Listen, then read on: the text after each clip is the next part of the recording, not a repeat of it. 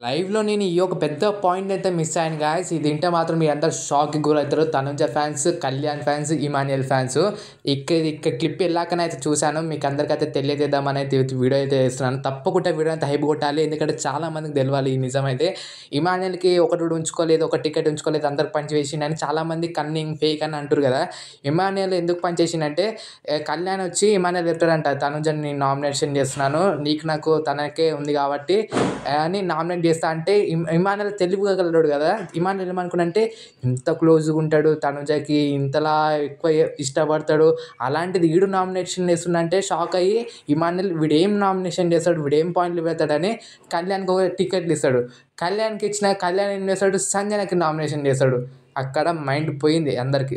So ఇదైతే నేను ఎలాగనైతే చూసాను. సో ఇది చెప్పకపోతే మళ్ళీ తప్పైపోతది. ఎందుకంటే సేమ్ గేమ్ అని పొద్దుగాల అన్నాను ఇమాన్యుయల్‌ని చూసి. లైవ్‌లో గాడి వరకే వచ్చిండే.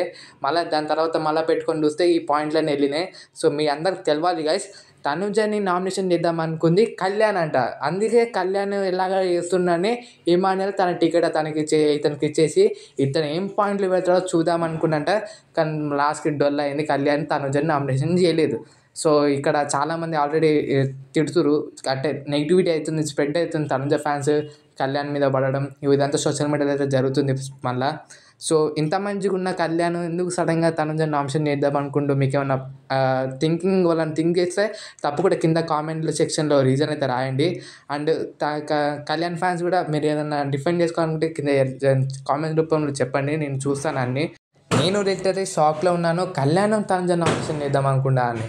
ఎందుకంటే చాలామంది చూపిచ్చిర్రు కళ్యాణ్ గురించి, తనుజ గురించి.